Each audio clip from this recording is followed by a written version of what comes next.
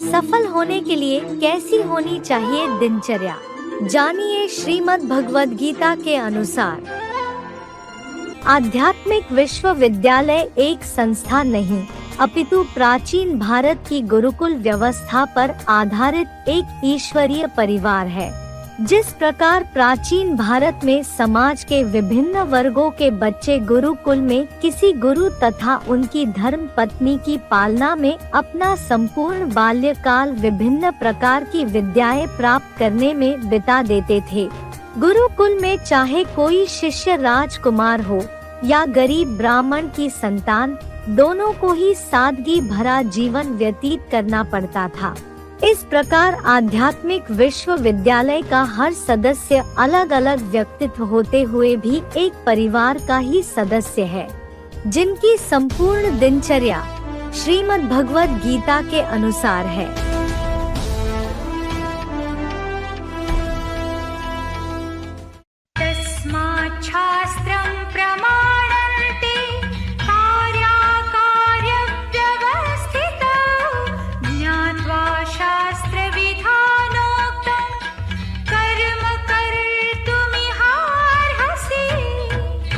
इससे तुझे कार्य का फैसला करने में सच्ची गीता के शास्त्रीय प्रमाण को जानकर यहाँ सर्वशास्त्र शिरोमणि संविधान में कहा कर्म ही करने योग्य है। कर्तव्य है जो करना चाहिए। क्या करना चाहिए? श्रीमत पर चलना चाहिए, श्रीमत पर बोलना चाहिए। कोई भी काम हो, सोचना है श्रीमत क्या कहती है।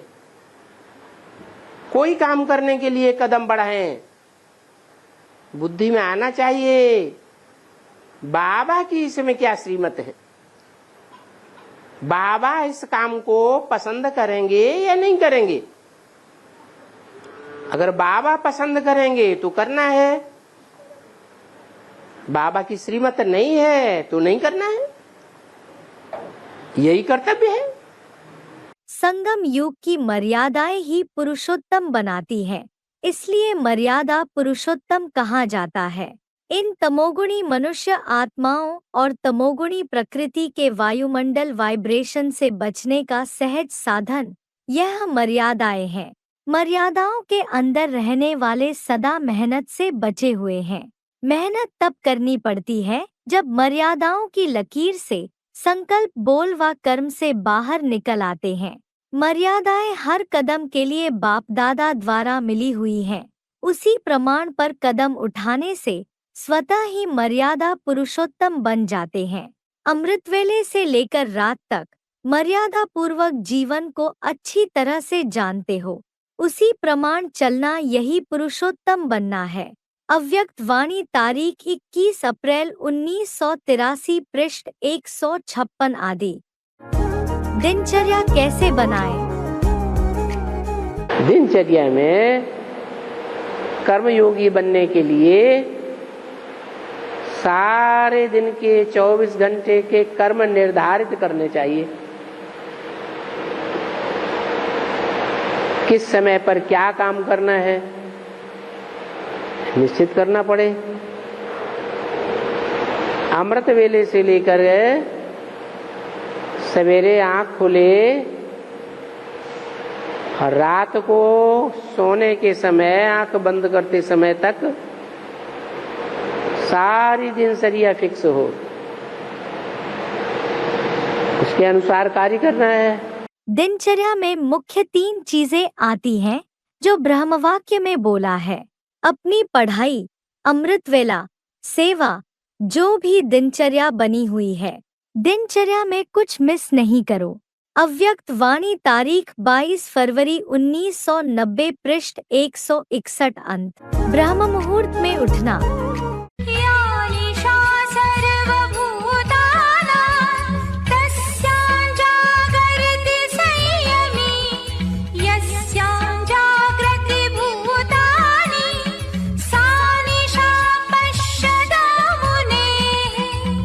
सभी सांसारिक प्राणियों के लिए जो आध्यात्म रात्रि है, उसमें राजयोगी जागता है।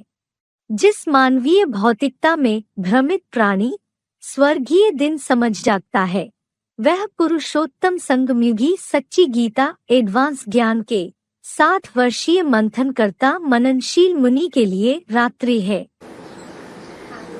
जो संपूर्ण इंद्रियों का दमन करने वाले होते हैं, इंद्रियों को कंट्रोल करने वाले होते हैं, वो रात्रि में जागरण करते हैं। जिस रात्रि में सारी दुनिया सोती है, तो तुम्हारी यात्रा उस समय बड़ी अच्छी हो सकती है। गायन भी है, रात गवाई सोए के, दिवस गवाया खाए के, मनुआ जीवन मोल है, कौड़ी बदले जाए।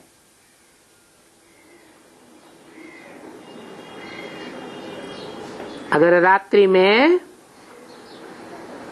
याद का पुरुषार्थ नहीं किया तो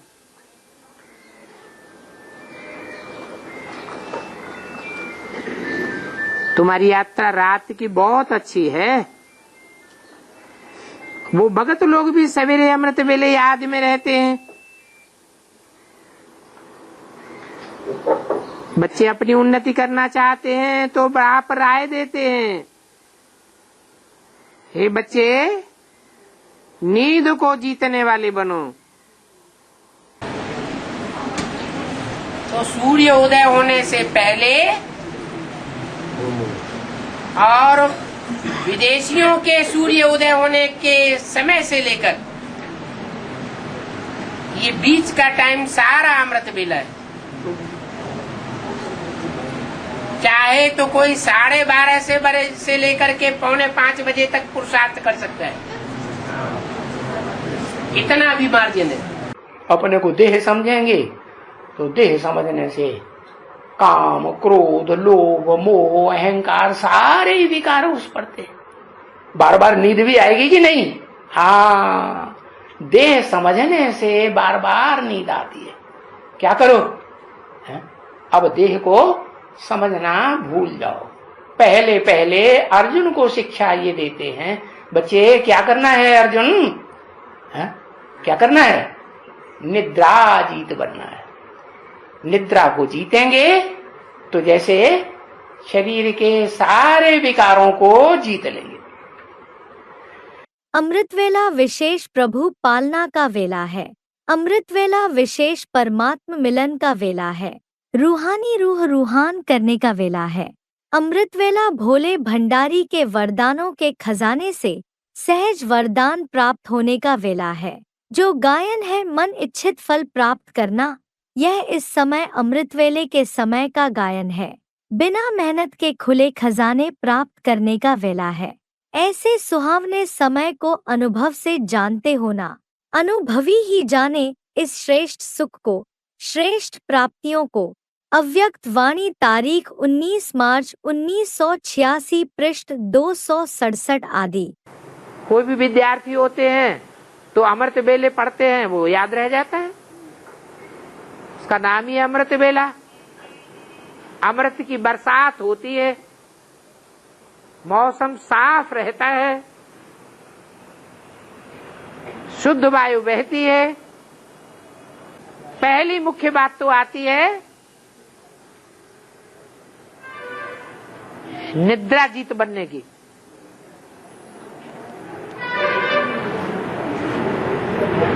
निद्रा जीत बनना भी पुरुषार्थ के अंदर शामिल है या नहीं है? है। अगर अमृत बेले में निद्रा कोई नहीं जीत पाया तो बाकी का पुरुषार्थ तो चौपट ही हो जाएगा। तो पहला प्रयास ये करना है, पहला पुरुषार्थ ये करना है कि अमृत बेला कम से कम थोड़े में थोड़ा निद्रा जीत जरूर बनना है। चलो आधा घंटा ही सही,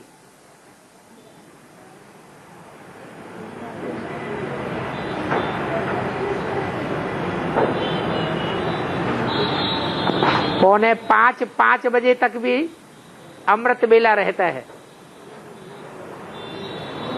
2 बजे से लेकर 5 बजे तक।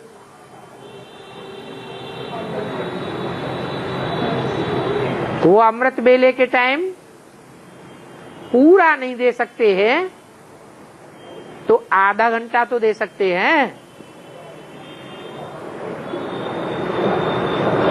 सवेरे को 4:30 बजे झुटपुटा होने लगता है, दिन निकलने लगता है।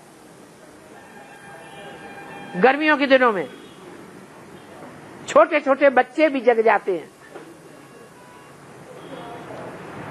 जिन बच्चों को 24 घंटे में कम से कम 16 घंटे सोना चाहिए,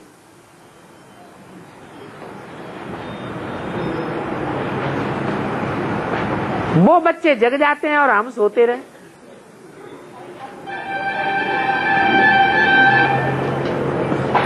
तो क्या पुरुषार्थ होगा? है?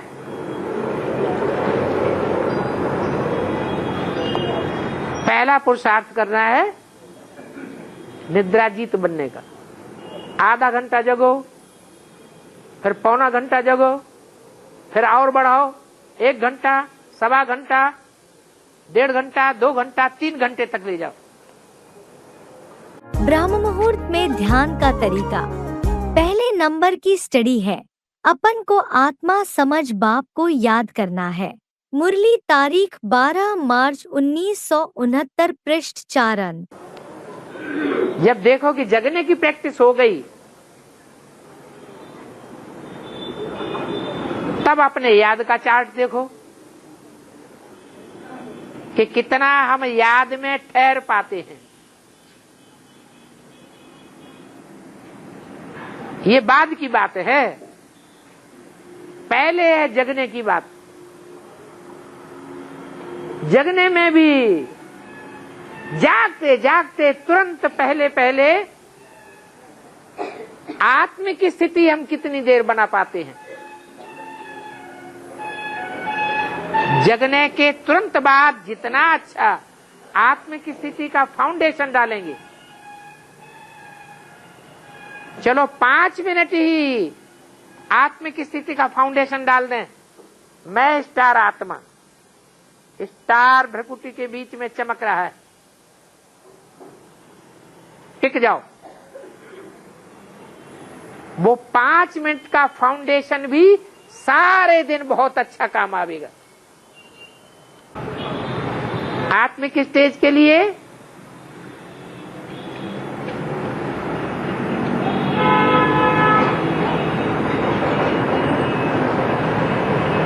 वो बाबा का कास्केट है, बनाया हुआ था, वो लाल लाल गोला, उसे बीच में अंदर ओ बल्ब रहता है और छोटा सा बिंदु चमकता हुआ दिखाई पड़ता है। तो वैसे नहीं याद आता है, कास्केट नहीं है किसी के पास, तो आसमान में बाहर आके सितारा तो देख सकते हैं। बार बार सितारा देखो, बार बार याद करो, बार बार देखो, बार बार याद करो।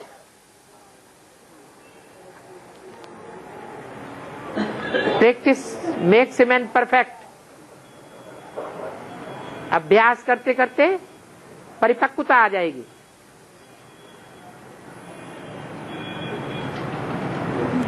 अरे 63 जन्म में बिंदी और टीका लगाने के लिए कितना माथा मारी की। अभी तो ये कुछ भी नहीं करना है, अंदर का पुरुषार्थ है। जब भी सवेरे सवेरे उठें तो पहले पहले याद आए क्या है? ऐसे नहीं उठते ही शीशा देख लिया, नहीं, उठते ही याद आए स्टार। और थोड़ा टाइम उसमें टिकें, कोशिश करके भी टिकें, हठ योग से भी टिकें। सवेरे को बुद्धि इधर उधर भागेगी, बार बार ठिकाने पर लाएं। आसमान में सितारे को देख लें, फिर याद करें, कमरे से बाहर आ जाएं।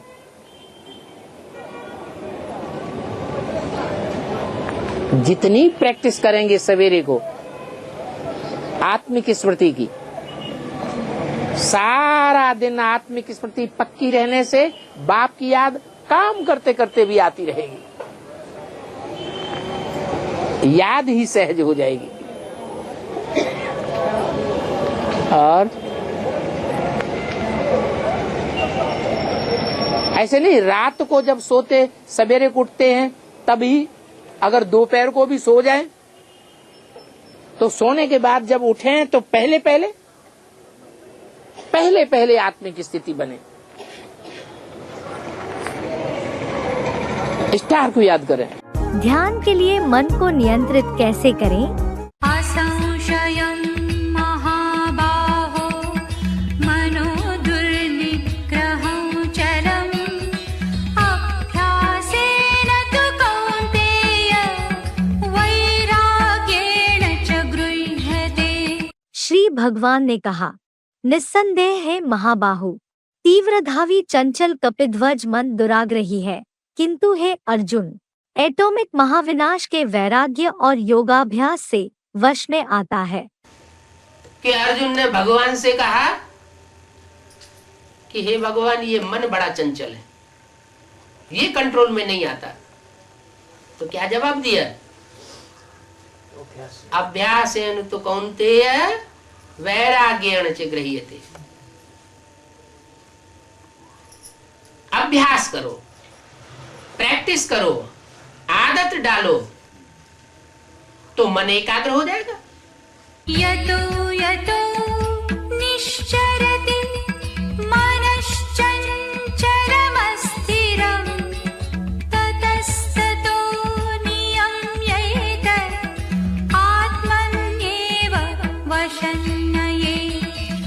अस्थिर चंचल कपि जैसा मन जहाँ जहाँ अपनी देह के संबंधियों, स्थान विशेष या पदार्थों से हठपूर्वक चलायमान हो, वहाँ वहाँ से इस मन को भली भांति प्रयत्नपूर्वक और धैर्यपूर्वक नियमित करके स्टार जैसी चेतन अनुरूप ज्योतिबिंदु आत्मा के ही वश में ले आए।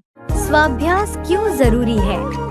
नेहाभिक्रमनाशोऽस्ति प्रत्यवायो न विद्यते स्वल्पमप्यस्य धर्मस्य त्रायते महतो भयात्।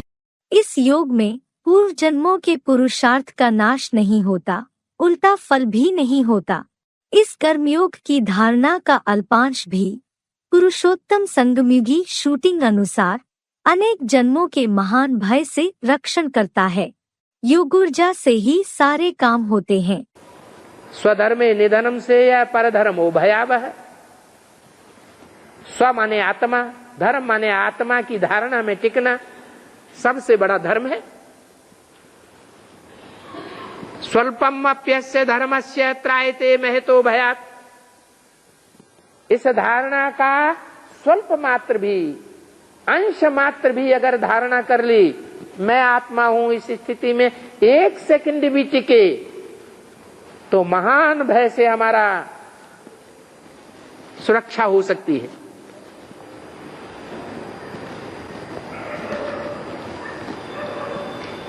इसलिए प्रैक्टिस ये करना है कि मन को कंट्रोल करना है।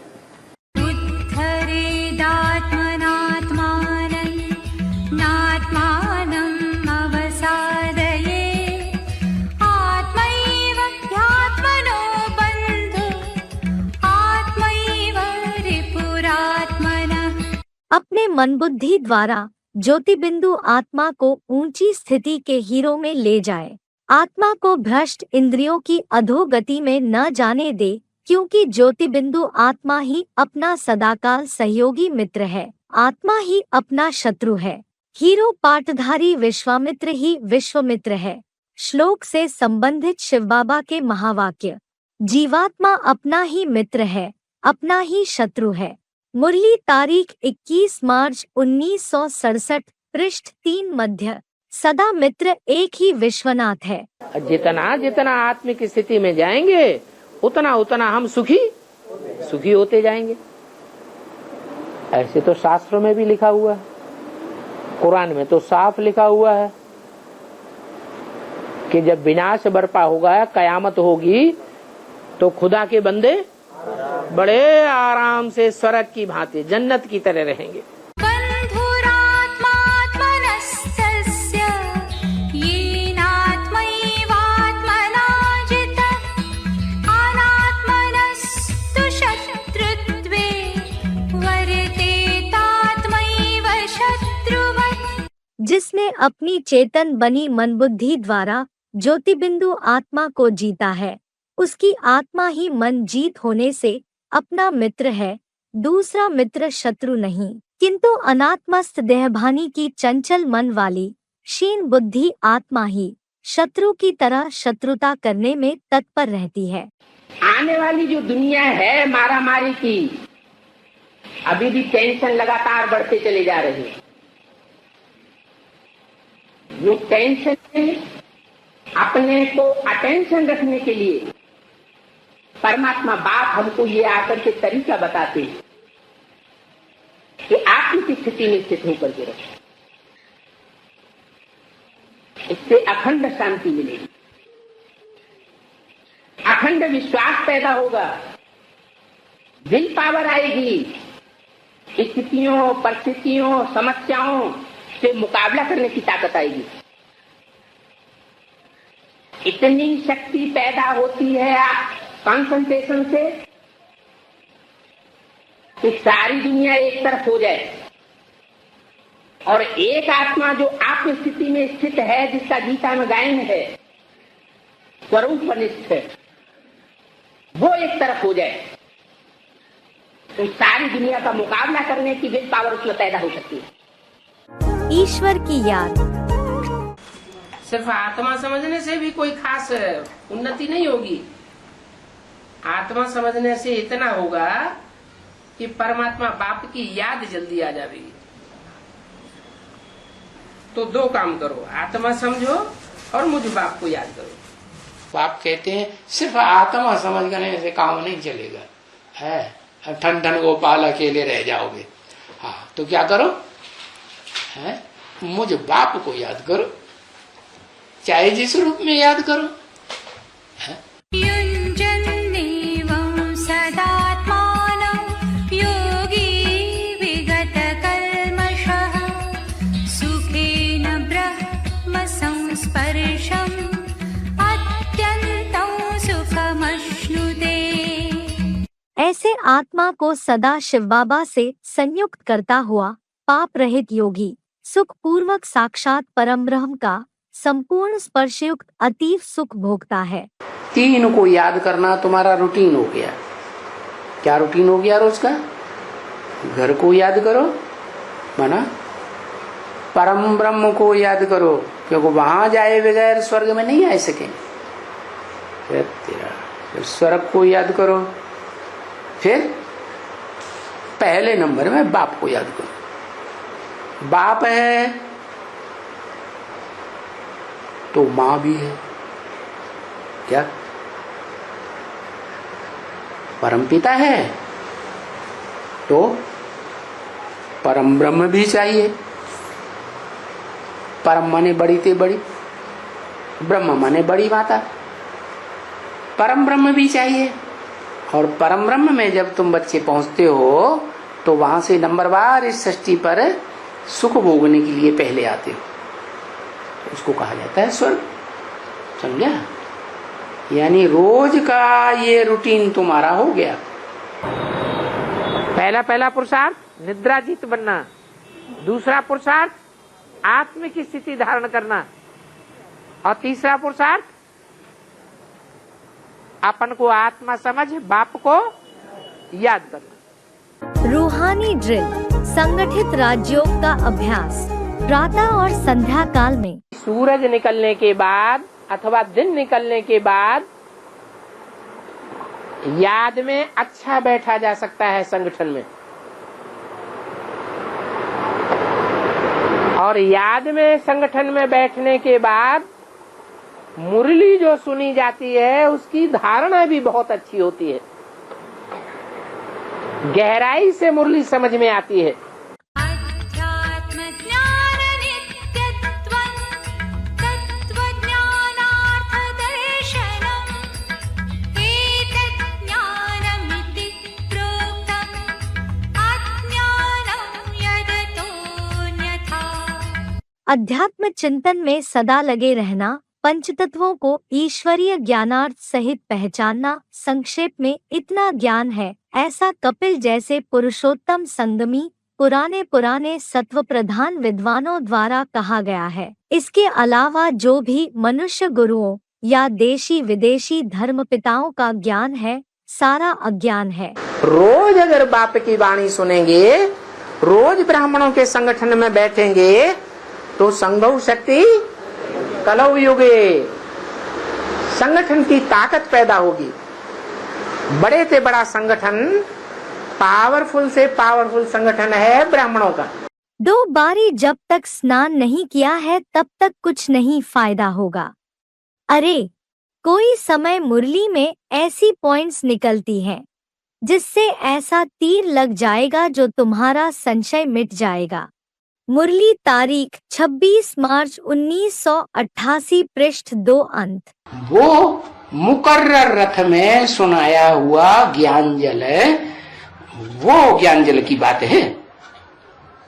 तो उस ज्ञान जल से हम अपनी आत्मा को क्या करते हैं? घड़ी घड़ी मैली होती है तो क्या करते हैं? घड़ी घड़ी साफ करते हैं। घड़ी घड़ी करते हैं कि सवेरे शाम करते हैं?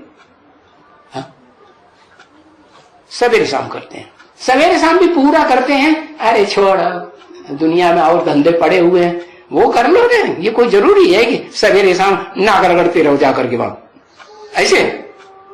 हाँ, बाबा ने बताया हुआ है। जो रायल लोग होते हैं ना, बड़े बड़े आदमी, वो 2 बार स्नान करते हैं। पूरा स्नान करेंगे या ऐसे ही 1 लोटा पानी डाला और भाग आए? अधूरा करेंगे? हाँ, रेगुलर करेंगे, पंक्चुअल करेंगे, पूरा डट के स्नान करेंगे। हाँ, बड़े बड़े आदमियों की बात बताई। तो जो अपन की आत्मा को समझते होंगे कि हमारी आत्मा तो बड़ा बड़ा पार्ट बजाने वाली है, वो कैसा स्नान करेंगे?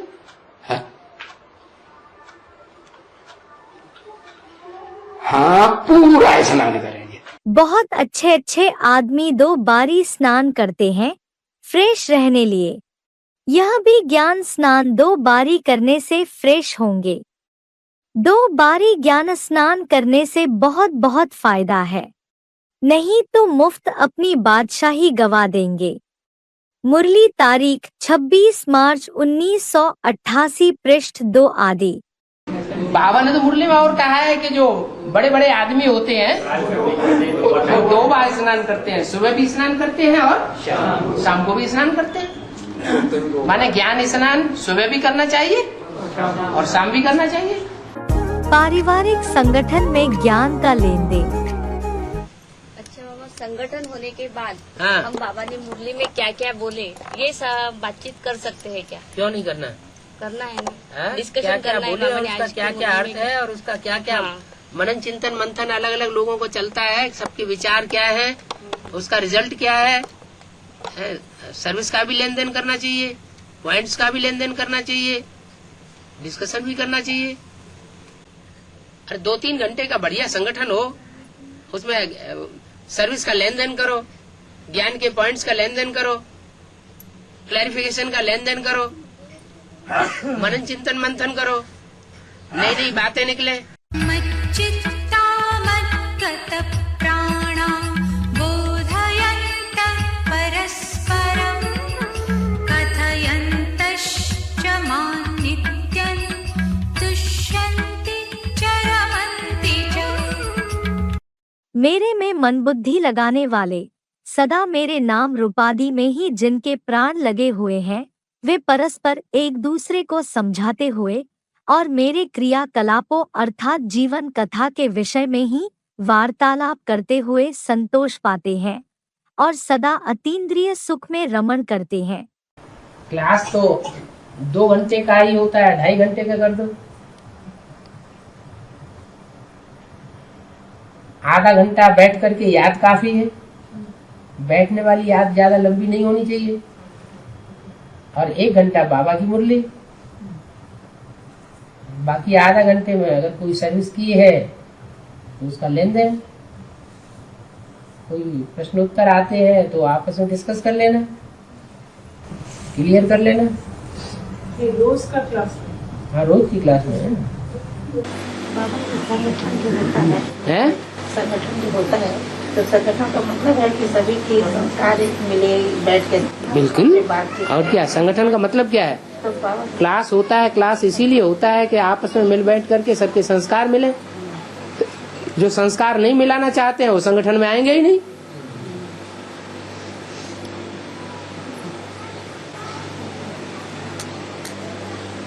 बहुत ऐसे मुरली सुनकर ही चल जाते हैं, हैं? गुल्ली सुने और चल दिए। हाँ, तो उन्हें संगठन से लेना देना ही नहीं। बाबा ऐसे भी लोग है। आपस में बातचीत भी नहीं करते हैं। कोई संगठन में बाहर के लोग आ जाते हैं तो उन्हीं का आवा भगत में लगे रहते हैं। जो असली हमारे परिवार है वो ठीक है, लेन देन करना चाहिए ना। करना चाहिए। क्या सेवा की, क्या सेवा में कठिनाइयाँ आई। आपने मुरली में बोला अनेकों से दुर्गति, ये हाँ। तो सुनेंगे तो सदगति। अच्छा, संगठन किसका है? शिव बाबा का है? शिव बाबा के परिवार का संगठन है या अनेकों परिवार का संगठन है? शिव बाबा के परिवार का। शिव बाबा का परिवार, शिव बाबा को बीच में डालो। परिवार तो शिव बाबा का है, न कि इब्राहिम बुद्ध क्राइस्ट का है। लेकिन बाबा कई बार आपने बार बार यही बोला कि अनेकों से नहीं सुना। आने से सुनना नहीं है। ये कहाँ कहा कि तुम अनेकों की सुनो? सुनो एक की। लेकिन संस्कार तो सब बच्चों से मिला के रखना चाहिए ना। जैसे नारायण वाली आत्मा हमारा लक्ष्य है। हमारा लक्ष्य क्या है जीवन का? नारायण बनना नर से। तो नारायण का विशेष स्वभाव संस्कार, विशेष उसकी योग्यता क्या है? नारायण बनने वाली आत्मा की विशेष पहचान होगी, उसकी सबसे बनेगी। क्या? नारायण बनने वाली आत्मा की ये खासियत है, खसूसियत है। क्या? वो सबके साथ मिला करके रखेगी। दूसरा भले कोई भाग जाए छोड़ के, लेकिन वो किसी को छोड़ने वाली, धक्का देने वाली नहीं होगी। सबके साथ मिला के रखेगी, सबके संगठन में बीच में रहने वाली बनेगी। ये नहीं कहे हम इसके साथ नहीं रहेंगे, हम इसको अपने साथ नहीं रखेंगे।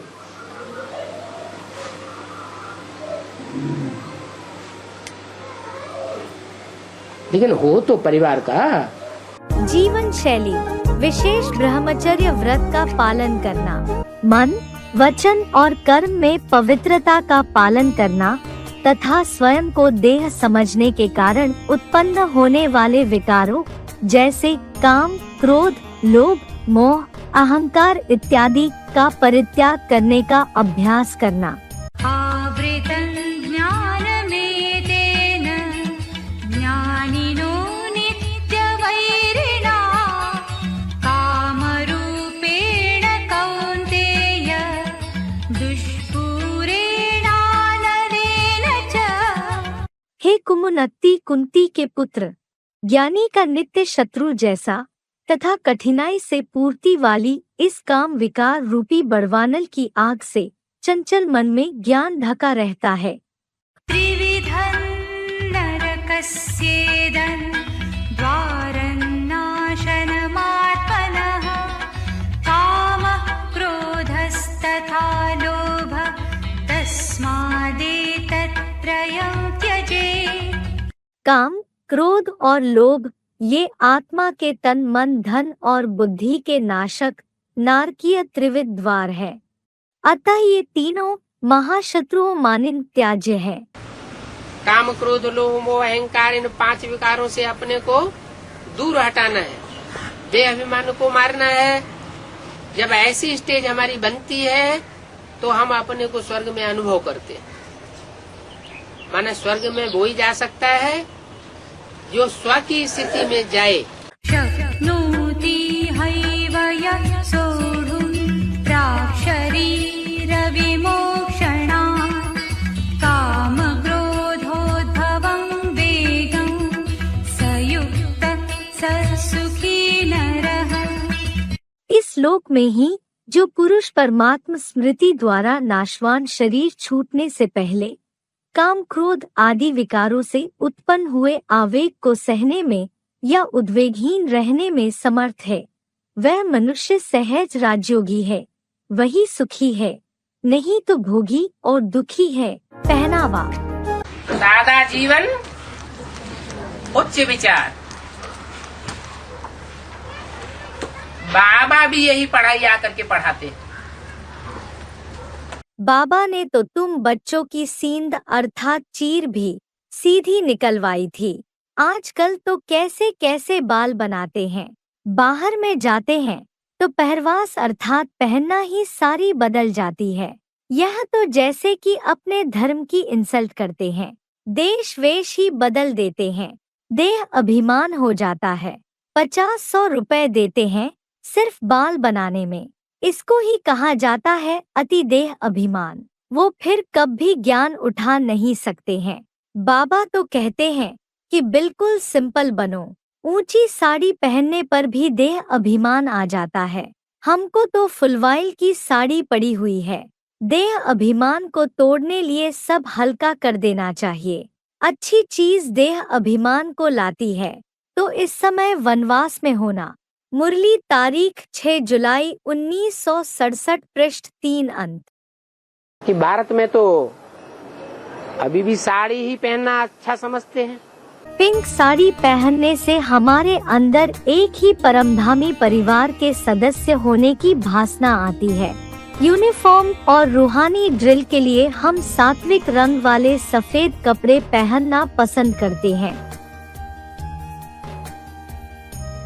जब क्लास में बैठते हो, जब तुम्हारी ड्रिल होती है रूहानी, तो उस समय सफेद वस्त्रों में बैठो। ज्ञान मार्ग में सफेद साड़ी पहनने का मतलब है कि आत्मा सफेद है और ये हमारी ड्रेस है। जब हम याद में बैठे तो ब्रह्मा की वेशभूषा में बैठे। जैसे ब्रह्मा की पुत्री है, ब्रह्मा की पुत्री ब्रह्मा कुमारी है, वो कैसी वेशभूषा में है?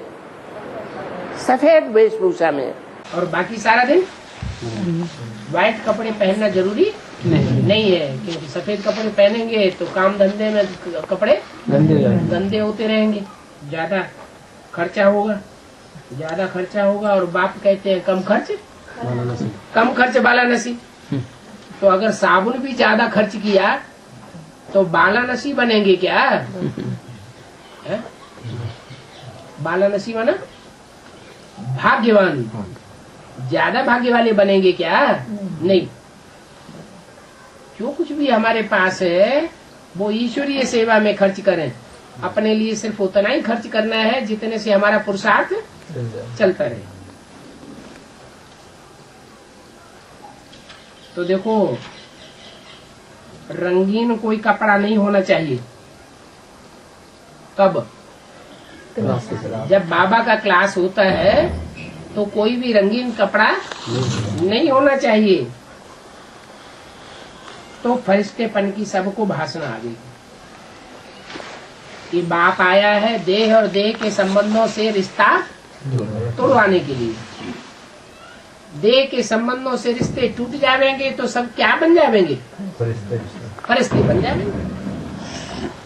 खान पान, प्रातः और रात्रि भोजन। हम तो है राजयोगी साधारण, ना ऊंचा खाना ना ही कम, अच्छी तरह सब मिलता रहता है। रात्रि मुरली तारीख 11 जनवरी 1967 पृष्ठ 2 अंत। भोजन के लिए भी कहना है, कह दिया जितना हो सके। भोजन भी बहुत रंगीन नहीं होना चाहिए। सादा भोजन, उच्च विचार। सादा भोजन होना चाहिए। भोजन के लिए भी कह दिया है जितना हो सके सफेद हो। रात्रि मुरली तारीख 25 फरवरी 1968 पृष्ठ 1 अंत। हमारा खाना सादा होना चाहिए। खाना पीना न बहुत ऊंचा और न बहुत नीचा। सभी से फर्स्ट क्लास शुद्ध खाना है। दाल, चावल, आलू, इस पर कोई हिर जाए तो कब तबीयत खराब न हो। सन्यासी लोग दाल भात खाते हैं, कितने हृष्ट पुष्ट रहते हैं। उनमें भी सतो, रजो, तमो होते हैं। सतोगुणी जो होते हैं उनका एक ही खिड़की से जो मिला वह लेकर जावेंगे, बस दूसरी खिड़की पर नहीं जावेंगे। क्या डाला, कितना डाला, वह भी नहीं देखेंगे। इन्हों के पास लिस्ट रहती है, यह एक बार लेते हैं, बाद में खाते नहीं हैं। जो मिला सो ठीक। तुम बच्चों का भी भोजन सूक्ष्म होना चाहिए। तुम बहुत ऊंच बनते हो ना, आगे चल 108 वैभव का भोजन मिलता हो, परंतु इतना खा थोड़े ही सकेंगे। मुरली तारीख 26 जून 1970 पृष्ठ 4 आदि। बाबा के घर में खिचड़ी बनती है शाम को।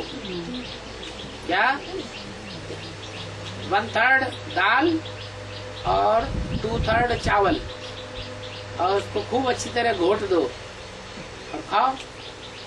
नींद आएगी नहीं, सवेरे को जल्दी आँख खुल जाएगी, क्योंकि जल्दी पच जाएगा, पेट खाली हो जाएगा। पेट में चूहे लौटेंगे और आपने और अपने आप उठ के बैठ जाओ। आयु सत्त्वबलारोग्य सुख प्रीति विवर्धना रस्या स्निग्धा स्थिरा हृद्या आहारा सात्विक प्रिया। आयु, बुद्धि, बल, स्वास्थ्य, सुख, धर्मानुकूल, आपसी इंद्रियों के प्रेम भाव के सुख विशेष को बढ़ाने वाले, हृदय को रुचिकर, आंतों के रक्षक चिकने, रसीले, दीर्घ काल स्थिर रहने वाले भोजन नंबरवार सात्विक देवात्माओं को अधिक प्रिय है। खिचड़ी तो रेचक होती है, पेट साफ करती है और पेट हल्का रखती है। रात को खिचड़ी खाते हैं तो सवेरे को हल्कापन रहता है, खूब पुरुषार्थ होगा। अगर भारी भोजन खा लेंगे, पूरी कचौड़ी लड्डू पेड़ा रात को खा के सोएंगे तो सवेरे को भारीपन आ जाएगा, नींद ज्यादा आएगी, अमृत वेले का पुरुषार्थ हो नहीं पाएगा। और यहाँ बार बार खाने की भी बात नहीं है। बाबा ने तो कहा कि पोता मेल में लिखो कि हम कितनी बार खाना खाया। इसका मतलब वो भी बाबा हमको चेक करना चाहते हैं। ऐसे तो नहीं खाना खाऊं खाऊं खाऊं खाऊं सुबह शाम तक लगा रहता है। सुबह और शाम 2 बार खाना काफी। हर समय खाना खाने की जरूरत तो दुनिया भी लोगों की बातें हैं। ब्रह्मा कुमारियों में चाय भी पियो, फिर नाश्ता भी खाओ, फिर ये दोपहर का भोजन खाओ, फिर नाश्ता करो, फिर रात में खाना खाओ, बस सारा दिन खाऊं खाऊं लगा रहे। दैनिक कार्य व्यवहार, कर्म योगी जीवन। दूरेण ह्यवरं कर्म बुद्धियोगा धनञ्जय बुद्धौ शरणमन्विच्छ कृपणां फलहेतवः। हे ज्ञानधन जेता अर्जुन, एक सर्वोत्तम शिव में बुद्धियोग लगाने सिवा केवल कर्म करना अति नीचा है। बड़े बड़े धर्माधीश बुद्धिमानों की भी बुद्धि त्रिनेत्री शिव बाबा की शरण ले। कर्मफल के इच्छुक कंजूस हैं, विश्व कल्याणार्थ किसी को कुछ नहीं देना चाहते। ध्यान सिर्फ इतना रखा है कि हर कर्म करते समय आत्मिक स्थिति जरूर बनी रहे। आत्मिक स्थिति बनेगी तो बाप तो याद आएगा ही आएगा। देहबान में रहेंगे तो देह के संबंधी याद आ जाएंगे। तो दिनचर्या में भी फर्क पड़ जाएगा। योगी जीवन का मूल तत्व है आत्मिक स्थिति, और भोगी जीवन का मूल तत्व है देहभान। कर्म करते याद ना भूले और याद में रहते कर्म ना भूले। कई ऐसे कहते हैं कि जब कर्मक्षेत्र पर जाते हैं तो याद भूल जाती है, तो इससे सिद्ध है कि कर्म और याद अलग हो गई, लेकिन यह दोनों कंबाइंड हैं। टाइटल ही है कर्मयोगी। अव्यक्त वाणी तारीख 14 अक्टूबर 1981 पृष्ठ 61 मध्य। यज्ञ सेवा। वरदान भूमि के एक एक चरित्र में कर्म में विशेष वरदान भरे हुए हैं। यज्ञ भूमि में आकर चाहे सब्जी काटते हो, अनाज साफ करते हो, इसमें भी यज्ञ सेवा का वरदान भरा हुआ है। जैसे यात्रा पर जाते हैं, मंदिर की सफाई करना भी एक बड़ा पुण्य समझते हैं। इस महातीर्थ व वरदान भूमि के हर कर्म में, हर कदम में वरदान ही वरदान भरे हुए हैं। अव्यक्त वाणी तारीख 18 नवंबर 1985 पृष्ठ 44 आदि।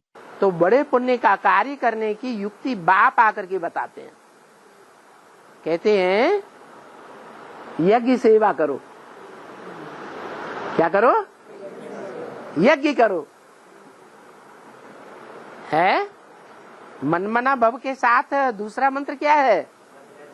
मत याजी, यजन करो माने यज्ञ करो। मत माना मेरे लिए, कोई दूसरे के लिए यज्ञ सेवा न करो।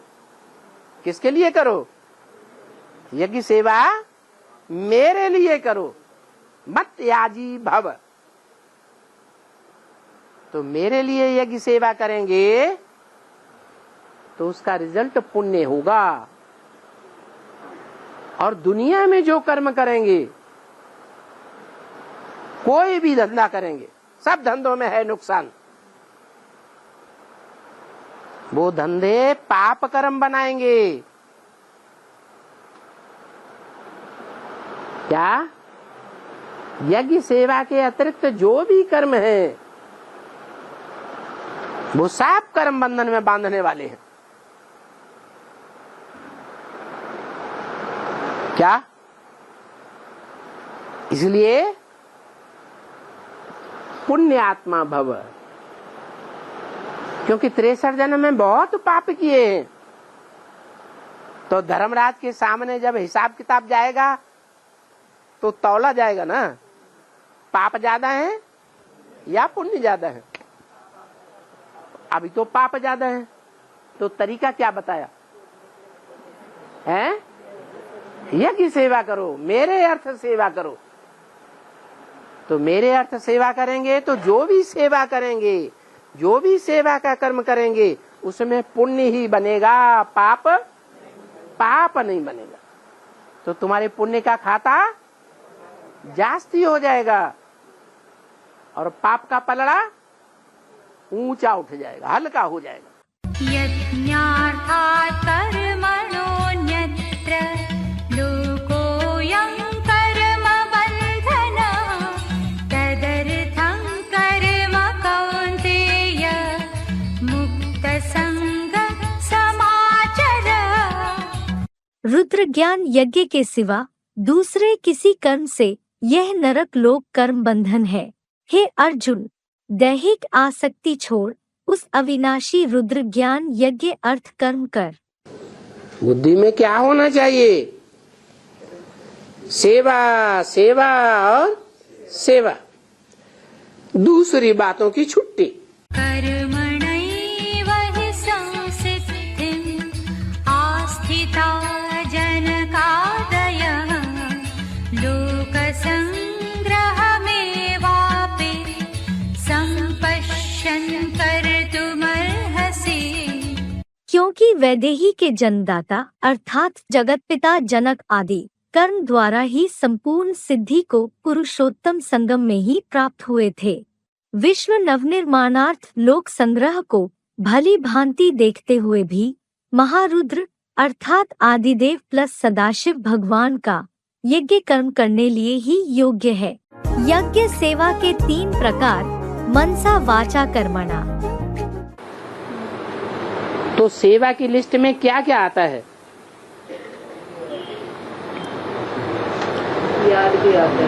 याद करेंगे बैठ के, वो भी सेवा की लिस्ट में आता है, क्योंकि उससे वातावरण शुद्ध होता है। कोई भी आत्माएं देखने में आती हैं, उनको शुद्ध दृष्टि से देखो, शुभ वाइब्रेशन से देखो, ये भी सेवा है।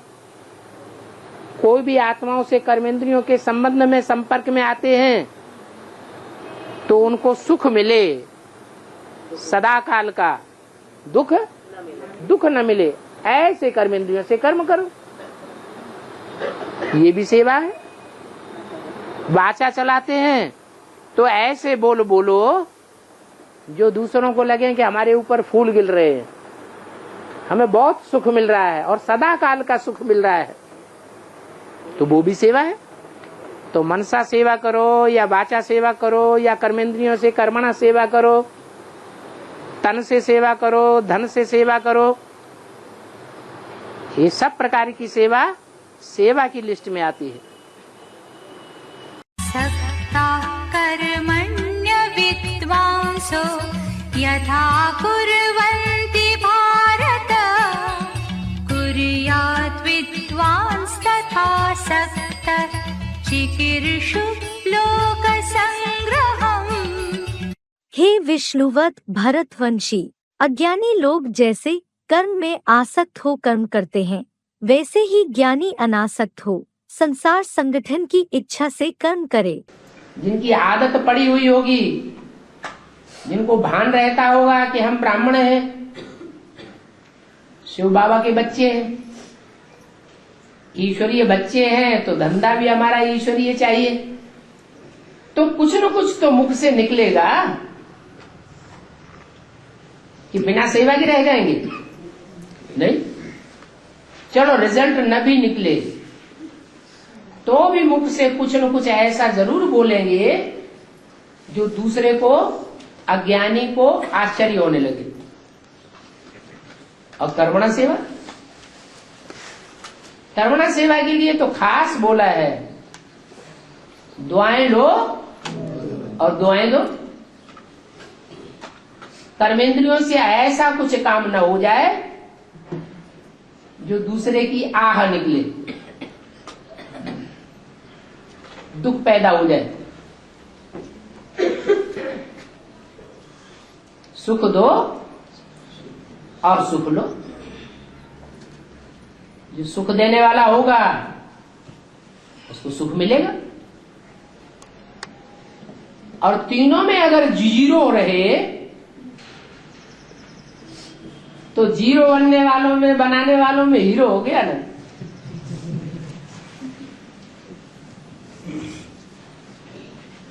ब्राह्मणों के जीवन में तो ऐसा हो ही नहीं सकता कि मनसा वाचा कर्मणा तीनों में जीरो हो जाए,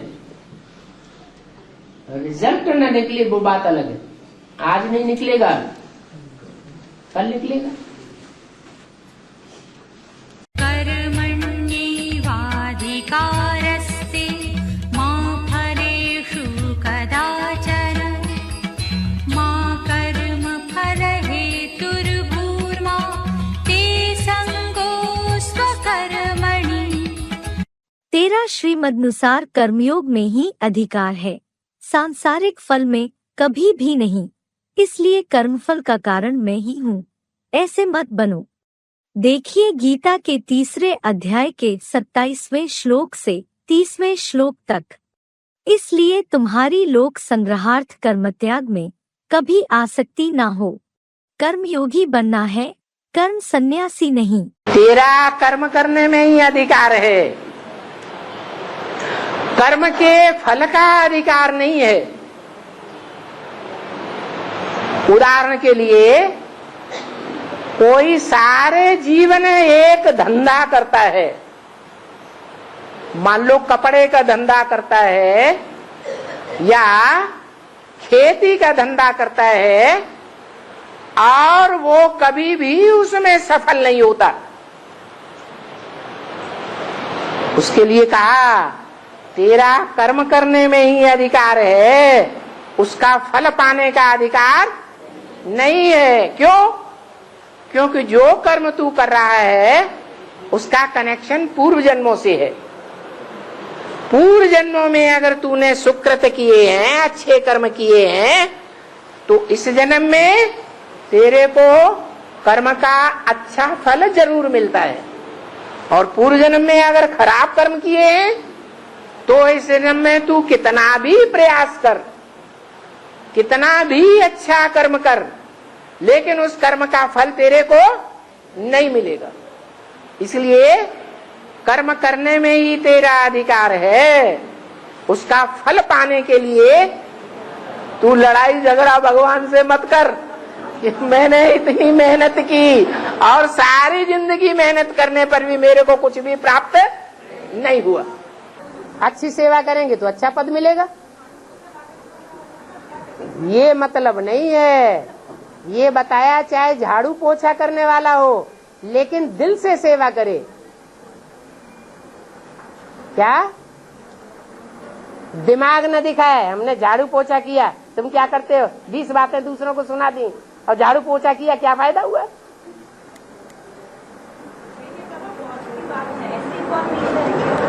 ऐसी कोई बात नहीं। कर्मणा सेवा करने वाले भी अगर प्यार से कर्मणा सेवा करें तो कर्मणा सेवा के भी 100 नंबर है। वाचा सेवा करने वाले अगर वाचा प्यार से सेवा करें तो उनके भी 100 नंबर हैं। तो तन के द्वारा सेवा जरूर करनी है। क्या स्वाहा करना है? तन मन धन, तीनों ही स्वाहा करना है। तन की कर्मेंद्रियां ये की सेवा में लगानी है।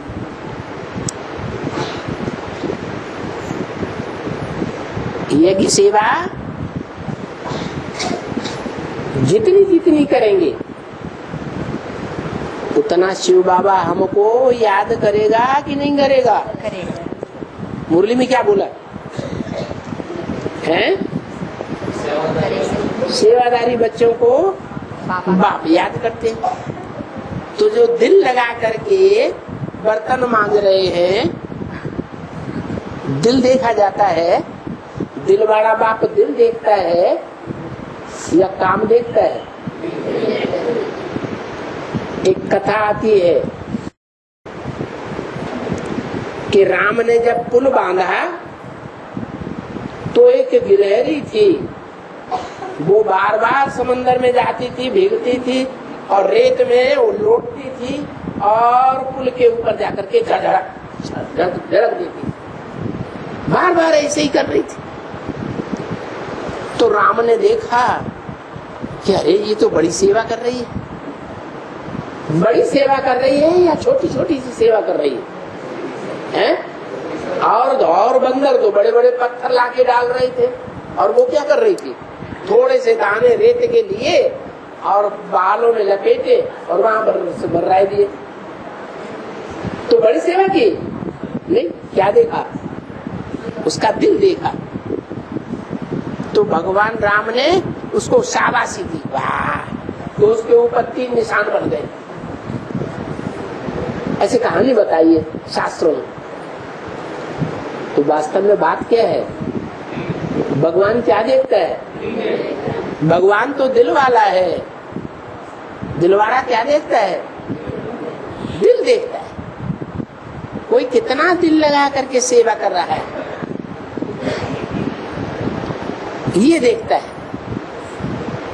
तो कर्मणा सेवा को छोटा नहीं समझना। यहाँ से ही शुरुआत होती है यज्ञ में स्वाहा करने की। अगर ये कर्मणा सेवा में फेल हो गए, पहली सीढ़ी है तन स्वाहा करना, तो आगे की सेवा फिर होगी नहीं, और होगी तो उसका कोई महत्व नहीं होगा। फिर यज्ञ में हर एक का पार्ट अपना अपना आवश्यक है। कोई भी एक्टर निमित्त सेवाधारी अगर मिस होता है तो ऐसे नहीं मालूम नहीं पड़ता है। हर एक पार्ट अपना अपना महत्व का है। कोई का भी पार्ट अगर मिस हो जाता है तो फर्क पड़ जाता है। यह बाप का वरदान एक एक कॉमन पार्टधारी को भी है। जैसे भंडारे वाले हैं है तो कॉमन पार्ट, लेकिन भंडारे वाला नहीं हो तो काम नहीं चले, सफाई वाला नहीं हो तो भी काम नहीं चले, क्लास कराने वाला नहीं हो तो भी काम नहीं चले। हर एक एक्टर को ड्रामानुसार जो पार्ट मिला हुआ है उसको समझना चाहिए कि मैं भी विशेष निमित्त हूँ। ड्रामा ने हर एक को, चाहे छोटा सा कार्य है लेकिन वह भी जरूरी है। 5 अंगुलियां हैं, 1 अंगुली भी मिस हो जाए तो फर्क पड़ेगा ना। तो यज्ञ की यही विशेषता है, जो भी जिसको पाठ मिला है ना वह बहुत बहुत बहुत जरूरी है। अव्यक्त वाणी तारीख 16 मार्च 2011 पृष्ठ 6 आदि। एक होती है स्थूल जिम्मेवारी और एक होती है बेहद की जिम्मेवारी। स्थूल जिम्मेवारी स्थूल कर्मेंद्रियों से निभाई जाती है और बेहद की जिम्मेवारी मनसा के बेहद श्रेष्ठ संकल्पों से निभाई जाती है। हमारे संकल्पों में मनसा के अंदर कोई के प्रति बुखार न रहे, कोई के प्रति दुर्भावना न रहे, सबके प्रति शुभभावना रहे। शुभ कामना और शुभभावना, इससे बड़ी कोई सेवा नहीं होती।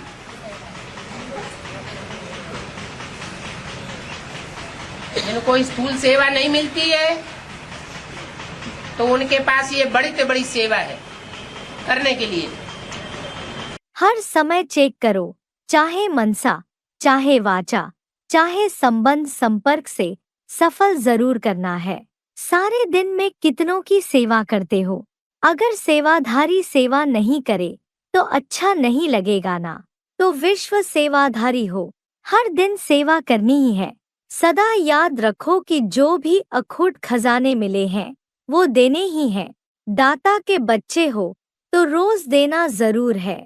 जो महादानी होते हैं वो एक दिन भी देने के बिना नहीं रह सकते। अगर वाचा का चांस नहीं मिलता तो मनसा करो, मनसा का नहीं मिलता तो अपने कर्म व प्रैक्टिकल लाइफ द्वारा सेवा करो। कई कहते हैं कि आज कोई स्टूडेंट मिला ही नहीं, कोई सुनने वाला नहीं मिला, लेकिन मनसा सेवा तो बेहद की सेवा है। मनसा सेवा करनी आती है। जितना आप मनसा से, वाणी से स्वयं सैंपल बनेंगे तो सैंपल को देख करके स्वतः ही आकर्षित होंगे। अव्यक्त वाणी, तारीख 18 फरवरी 1993, पृष्ठ 194, अंत 195।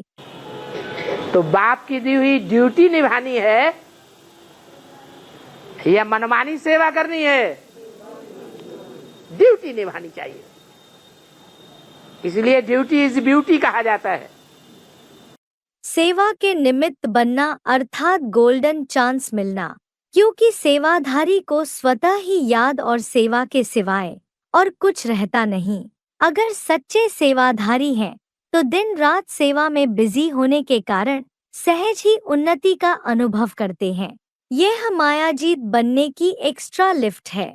अव्यक्त वाणी, तारीख 1 जनवरी 1986, पृष्ठ 127, मध्य। तो बच्चों को सर्विस का बहुत शौक रखना है। सर्विस को छोड़ करके कभी नींद नहीं करनी चाहिए। सर्विस पर बड़ा एक्यूरेट रहना चाहिए। ज्ञान तो ये कहता है कि बाबा की याद में रहो, अमृत वेला करो और जो मिले उसको बाप का संदेश दो। याद और सेवा, याद और सेवा, सारा दिन सेवा करते रहो। घर बैठे का काम है। किसी को ज्ञान रत्नों का दान नहीं करेंगे तो तुमको फल कैसे मिलेगा?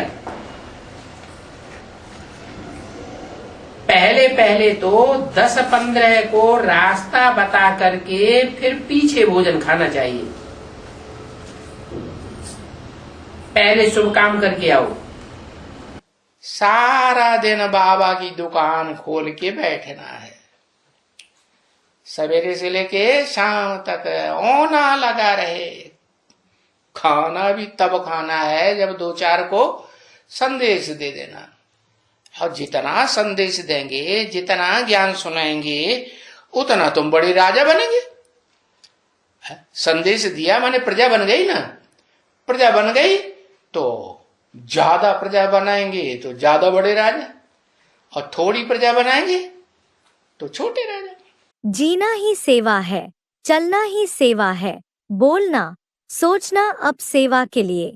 हर नस नस में सेवा का उमंग और उत्साह भरा हुआ हो। जैसे नसों में खून चलता है तो जीवन है, ऐसे सेवाधारी अर्थात हर नस यानी हर संकल्प, हर सेकंड में सेवा के उमंग उत्साह का खून भरा हुआ हो। अव्यक्त वाणी, तारीख 23 नवंबर 1981, पृष्ठ 171। शौक चाहिए कि हम शिव बाबा के साथ में इस मनुष्य सृष्टि की जितनी खिदमत करेंगे और जितनों को पतित से पावन बनाने में मदद करेंगे उतना ही ऊंचे पद पाएंगे। तो ऊंचे पद का मदार क्या हुआ? खिदमत। इसलिए तुमको खुदाई खिदमतगार कहा जाता है। ट्रैफिक कंट्रोल पर विशेष ध्यान। आप लोग कोई स्थूल कार्य आदि में बिजी रहते हो, लेकिन उसमें भी थोड़े समय के लिए, जैसे नियम बांधा हुआ हो याद में रहने का, उस समय दूसरे को भी 2-3 मिनट के लिए स्मृति दिलाओ कि अभी हमारा यह कार्य है। आप भी याद में रहो। जैसे मुकर्रर टाइम पर ट्रैफिक भी रोक लेते हैं, कितना भी भल जरूरी काम हो, कोई पेशेंट को हॉस्पिटल में जाना होगा तो भी रोक लेंगे।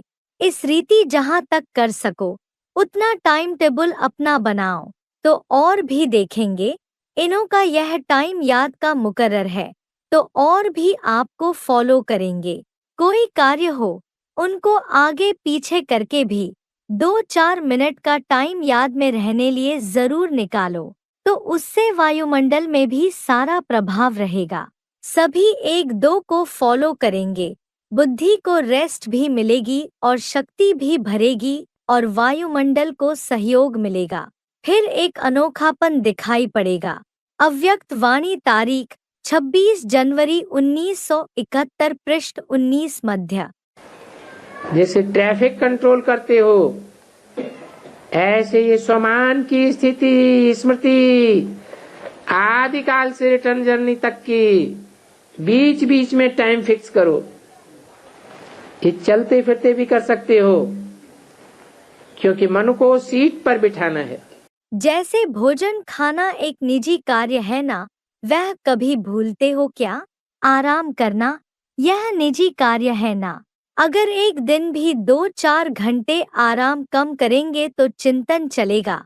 नींद कम की जैसे उसको इतना आवश्यक समझते हो, वैसे स्वचिंतन और स्व की चेकिंग इसको आवश्यक कार्य न समझने कारण अलबेलापन आता है। अव्यक्त वाणी तारीख 10 दिसंबर 1979 पृष्ठ 4 आदि। वो कहते हैं सारा दिन काम धंधा लगा रहता है, क्या करे? तो तरीका तो बताया था ना कि हर घंटे में 5 मिनट ऐसा निकालो एकाग्रता की प्रैक्टिस करने के लिए। ट्रैफिक कंट्रोल नाम दिया। चार्ट यत्करोषि यदश्नासि यज्जुहोषि ददासि यत्तपस्यसि कौन्तेय तत्कुरुष्व मदर्पणम्।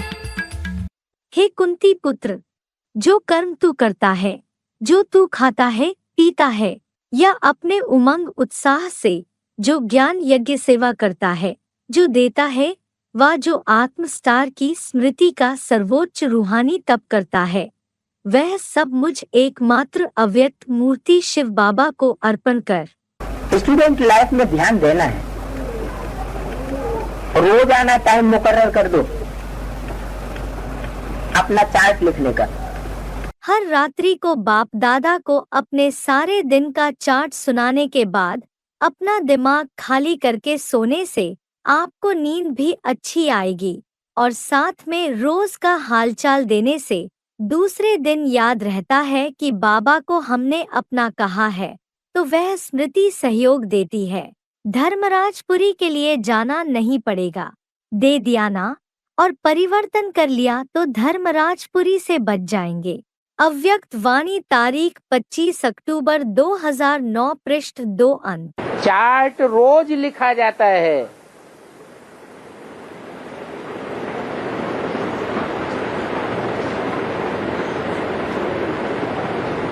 चार्ट का पूरा प्रोफार्मा बना हुआ होता है। वो जो रोज रात को सोते समय 5 मिनट 2 मिनट देकर लिख लेना चाहिए।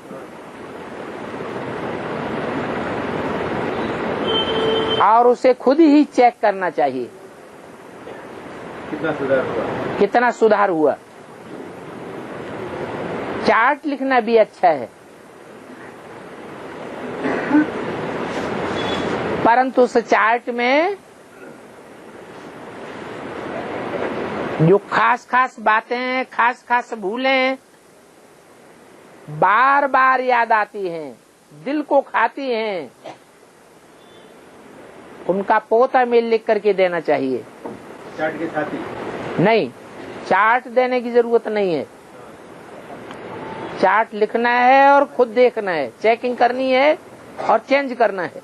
अमृत वेले से लेकर रात तक अपनी दिनचर्या को चेक करो। ऐसे नहीं कि सिर्फ रात्रि को चार्ट चेक करो, लेकिन बीच बीच में चेक करो। बार बार चेक करने से चेंज कर सकेंगे। अगर रात को चेक करेंगे तो जो व्यर्थ गया वह व्यर्थ के खाते में ही हो जाएगा। इसलिए बाप दादा ने बीच बीच में ट्रैफिक कंट्रोल का टाइम फिक्स किया है। तो सदा चेक करो और चेंज करो, तो सदा के लिए कमाई जमा होती रहेगी। अव्यक्त वाणी तारीख 18 जनवरी 1990 पृष्ठ 149।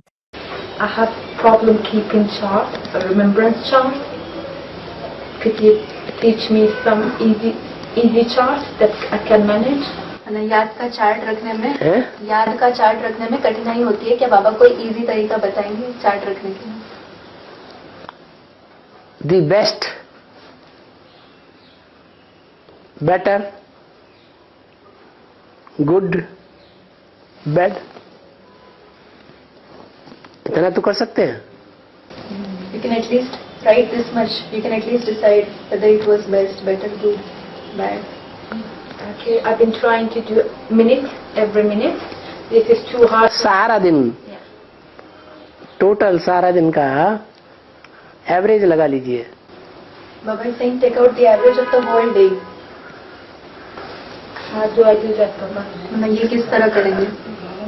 अच्छी अवस्था रहेगी, हल्की हल्की अवस्था रहेगी, खुशनुमा रहेंगे, अच्छी भी। The stage is good if you remain light, if you remain happy. And so I don't need to write 2 hours, 3 hours. No. वो नहीं कर पाएंगे।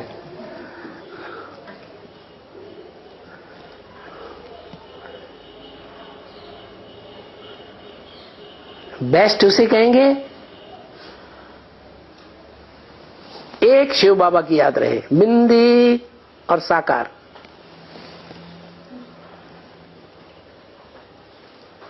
साकार के मस्तक में बिंदी याद आती रहे, उसकी आंखें भी याद ना आए, उसकी बाचा भी याद ना आए। साकार के मस्तक में ज्योति बिंदु आत्मा याद आती रहे। Baba is saying it is the best if you remember the incorporeal one in the forehead of the corporeal one. You shouldn't even remember his eyes or his speech. You should just see the point. You should just remember the point. दूसरे, ज्ञान का मनन चिंतन मंथन चलता रहे, दुनिया भूल जाए। Baba is saying that the thinking and churning of knowledge should go on in the intellect. You should forget the world. तीसरा, मंथन भी चलता है, थोड़ी थोड़ी निराकारी स्टेज भी बनती है, अव्यक्त स्टेज भी बनती है याद में, और दुनियादारी भी याद आती रहती है। दुनियादारी ज्यादा याद आती है, अव्यक्त स्टेज कम बनती है, और थर्ड क्लास याद। Baba is saying the third class remembrance is that in which you think and share knowledge, and you also remember the world. You also remember Shiv Baba, and you also remember the world. But if you remember the world more, the worldly affairs, if you remember it more, then that is the third class remembrance.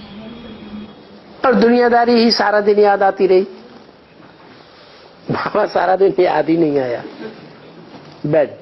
And if you remembered only the worldly affairs the whole day, if you didn't remember Baba at all, then that is bad. फिर bed में भी burst होता है। There is also a worse stage. रात को सारे दिन का पोतामेल निकालो, क्या किया, हमने भोजन देवताओं मिसल खाया या गधों मिसल, चलन कायदे सिर चली या अनाड़ियों मिसल। रोजाना अपना पोतामेल न संभालेंगे तो तुम्हारी उन्नति कब न होगी। सच लिखें कि आज हमारा बुद्धियोग फलाने के नाम रूप में गया, आज यह पाप कर्म हुए। ऐसे सच लिखने वाले कोटों में कोव हैं। मुरली तारीख 17 अप्रैल 1975 पृष्ठ 1 मध्य। विश्राम का समय। कितना घंटा नींद का होना चाहिए है? 8 घंटे नहीं, 4 घंटे सॉलिड नींद अगर हो जाए तो और ज्यादा नींद करने की दरकार नहीं रहती। तुम्हारा सहज मार्ग है, अगर कहीं नींद न करो तो उसको कहेंगे हठ योग। ऐसे हठ योगी तो दुनिया में बहुत हैं। बाप कहते हैं उन हठ योगियों की तरफ कुछ भी नहीं देखो, इसमें कुछ भी फायदा नहीं है। कितना हठ योग सिखलाते हैं, ये सभी है मनुष्यों की मत।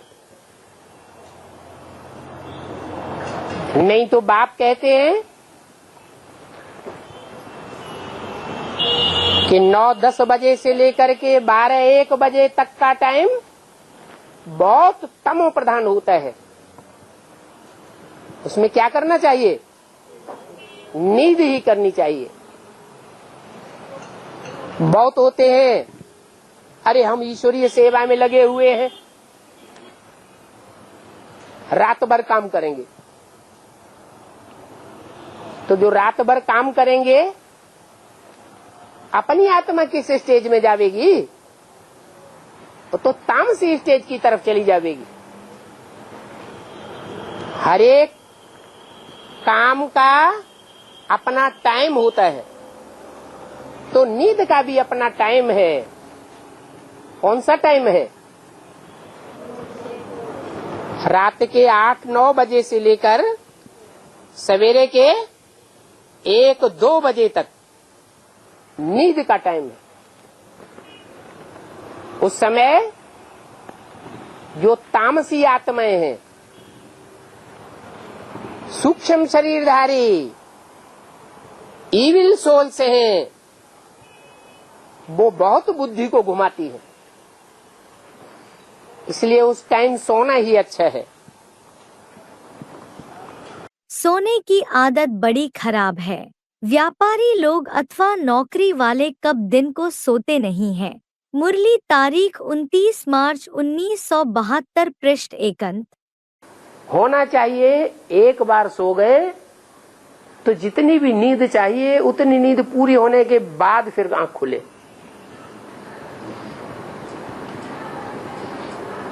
बार बार जगना, बार बार सोना, ये तो ठीक नहीं है। पूरी निद्रा हो, गहरी निद्रा। तो अगर प्रैक्टिस करेंगे, लगन लगी हुई होगी, तो पक्का निश्चय कर देंगे अब हमारी आंख जब खुल जाएगी तो हम सोएंगे नहीं। अब क्या? तब ही सोएंगे जब दूसरा दिन आ जाए और रात्रि शुरू होगी 8-9 बजे। बाबा रात में सो जाते तो बाप को भूल जाते हैं। नहीं, कोई याद भी रहता है सपने में भी। और गीत बनाए तू मेरा सपनों में आया, झूठ बनाए क्या? नहीं, हाँ सच्चे है। चलो आगे। हाँ। बाप को भूल जाते हैं और पाप कर्म जो किए हैं वो आड़े आ जाते हैं। हाँ। तो ऐसे ना हो, इसके लिए क्या करना चाहिए? रात को याद करके सोना चाहिए। दिनचर्या नियमित करना क्यों जरूरी है? एक्यूरेट का साधन है दिनचर्या की सेटिंग। एक व्यक्ति 10 व्यक्ति का कार्य कर सकता है। सेटिंग से समय, एनर्जी सब बच जाती है। इस कारण एक के बजाय 10 कार्य हो जाते। अव्यक्त वाणी तारीख 9 अक्टूबर 1981 पृष्ठ 2 अंत। किस संगम युग का एक एक सेकंड और एक एक संकल्प शुभ चलता है।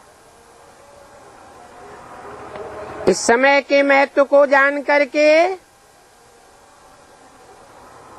एक सेकंड नहीं, लेकिन एक एक सेकंड की बहुत भारी वैल्यू है, बड़ा महत्व है। कभी कभी बच्चे कहते हैं कि संकल्प चला,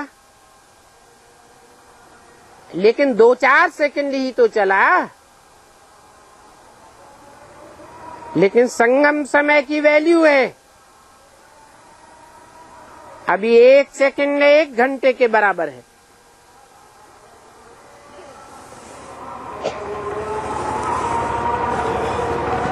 पहले का पुरुषार्थ, पहले की याद और अब की याद में बहुत अंतर है। संगम युग की 2 घड़ी अर्थात 2 सेकेंड भी वेस्ट की तो अनेक वर्ष वेस्ट कर दिए।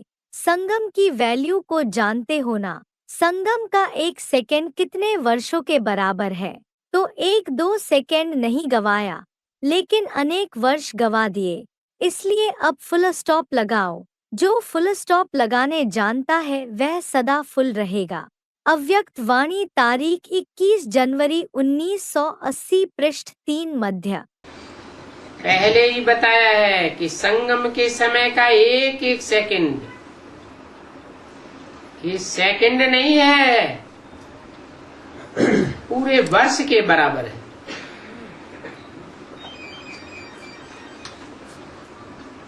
ऐसे नहीं समझना 1 सेकंड 1 मिनट ही तो गया। अभी का व्यर्थ जाना, इसको अलबेलापन कहा जाता है। संगम का 1 सेकेंड कितना बड़ा है कहने में तो आएगा 1-2 सेकेंड ही तो गया, लेकिन 1 सेकेंड कितना बड़ा है यह याद रहे तो 1 सेकेंड भी नहीं गवाएंगे। सेकेंड गवाना माना वर्ष गवाना। संगम के 1 सेकेंड का इतना महत्व है तो जमा करने वाले हैं, गवाने वाले नहीं, क्योंकि या तो होगा गवाना या होगा कमाना। सारे कल्प में कमाई करने का समय अभी है। तो होलीहंस अर्थात स्वप्न में, संकल्प में भी कभी व्यर्थ गवाएंगे नहीं। अव्यक्त वाणी तारीख 21 दिसंबर 1989 पृष्ठ 93 अंत 94 आदि।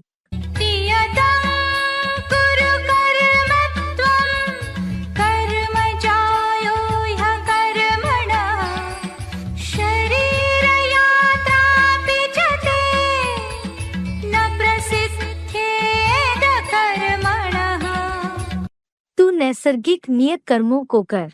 कर्म ना करने से कर्म करना ही श्रेष्ठ है, और दैनिक कर्म से रहित तेरा शरीर निर्वाह भी सिद्ध नहीं होगा। आजकल के जो बड़े आदमी हैं वह क्या साधन अपनाते हैं जिससे बड़े बड़े कार्य में सफलता पाते हैं। वह पहले अपने समय को सेव करते हैं, अपना टाइम टेबल बनाते हैं। जितना बहुत बिजी होगा उतना उसका 1-1 घंटे का टाइम टेबल होगा। अगर टाइम टेबल नहीं होगा तो टाइम को सफल नहीं कर सकेंगे। टाइम को सफल नहीं करेंगे तो कार्य भी सफल नहीं होगा। जब आप ब्राह्मण बड़े से बड़े हो तो आप अपना टाइम टेबल रखते हो, यह एक विधि है। इस रीति आप हर एक अमृत वेले से ही टाइम टेबल बनाओ कि आज के दिन क्या क्या करना है। टाइम टेबल नहीं होगा तो अनेक कार्य नहीं कर सकेंगे। तो अपनी डायरी बनाओ। इस रीति जो भी प्लान बनाते हो वह कहाँ तक प्रैक्टिकल में हुआ व नहीं हुआ, न होने का कारण और साथ उसका निवारण का साधन सोचकर आगे चढ़ते जाओ। आज के दिन यह करके ही छोड़ूंगा। पहले प्रतिज्ञा होती है, फिर प्लान होता है, फिर होता है प्रैक्टिकल। अव्यक्त वाणी तारीख 18 जून 1970 पृष्ठ 268 आदि 269 आदि। सीट पर सेट होकर बैठे रहो, बाप दादा ने देखा सभी अटेंशन रखते हैं, लेकिन नियमित रूप से अपनी दिनचर्या सेट करो। तुम बच्चों को रेगुलर बनना है। रेगुलर उनको कहा जाता है जो सुबह से लेकर रात तक जो भी कर्तव्य करता है वह श्रीमत के प्रमाण करता है। सब में रेगुलर, संकल्प में, वाणी में, कर्म में, चलने में, सोने में, सब में रेगुलर। रेगुलर चीज अच्छी होती है। जितना जो रेगुलर होता है उतना दूसरों की सर्विस ठीक कर सकता है। अव्यक्त वाणी तारीख 23 अक्टूबर 1970 पृष्ठ 316 अंत। पवित्र आत्मा सदा हर कर्म में अर्थात दिनचर्या के हर कर्म में यथार्थ युक्तियुक्त रहती है। इसलिए पूजा भी उनके हर कर्म की होती है अर्थात पूरे दिनचर्या की होती है। उठने से लेकर सोने तक भिन्न भिन्न कर्म के दर्शन होते हैं। अगर ब्राह्मण जीवन की बनी हुई दिनचर्या प्रमाण कोई भी कर्म यथार्थ व निरंतर नहीं करते तो उसके अंतर के कारण पूजा में भी अंतर पड़ेगा। मानो कोई अमृत वेले उठने की दिनचर्या में विधिपूर्वक नहीं चलते तो पूजा में भी उनके पुजारी भी उस विधि में नीचे ऊपर करते अर्थात पुजारी भी समय पर उठकर पूजा नहीं करेगा, जब आया तब कर लेगा, अथवा अमृत वेले जागृत स्थिति में अनुभव नहीं करते, मजबूरी से व कभी सुस्ती कभी चुस्ती के रूप में बैठते तो पुजारी भी मजबूरी से या सुस्ती से पूजा करेंगे, विधिपूर्वक पूजा नहीं करेंगे। ऐसे हर दिनचर्या के कर्म का प्रभाव पूजनीय बनने में पड़ता है। विधिपूर्वक न चलना, कोई भी दिनचर्या में ऊपर नीचे होना, यह भी अपवित्रता के अंश में गिनती होता है, क्योंकि आलस्य और अलबेलापन भी विकार है। जो यथार्थ कर्म नहीं है वह विकार है, तो अपवित्रता का अंश हो गया ना। इस कारण पूज्य पद में नंबरवार हो जाते हैं। अव्यक्त वाणी तारीख 17 अक्टूबर 1987 पृष्ठ 88 मध्यादि। युक्ताहार विहारस्य युक्तचेष्टस्य कर्मसु युक्तस्वप्नावबोधस्य योगो भवति दुःखः। आहार विहार में युक्तियुक्त, कर्मों में धर्मानुकूल युक्तियुक्त चेष्टावान का इसी प्रकार सदाकाल नियमित निद्रालु और जागृत का योग दुखहर्ता होता है। याद करने में व पढ़ाई पढ़ने में मन नहीं भी लगे तो भी जबरदस्ती सुनते रहो, योग लगाते रहो, ठीक हो जाएंगे। क्योंकि माया ट्रायल करती है यह थोड़ा सा किनारा कर ले तो आ जाओ इसके पास। इसलिए कभी किनारा नहीं करना, नियमों को कभी नहीं छोड़ना। अपनी पढ़ाई, अमृतवेला, सेवा, जो भी दिनचर्या बनी हुई है उसमें मन नहीं भी लगे, लेकिन दिनचर्या में कुछ मिस नहीं करो। भारत में कहते हैं जितना कायदा उतना फायदा। अव्यक्त वाणी तारीख 22 फरवरी 1990 पृष्ठ 161 अंत।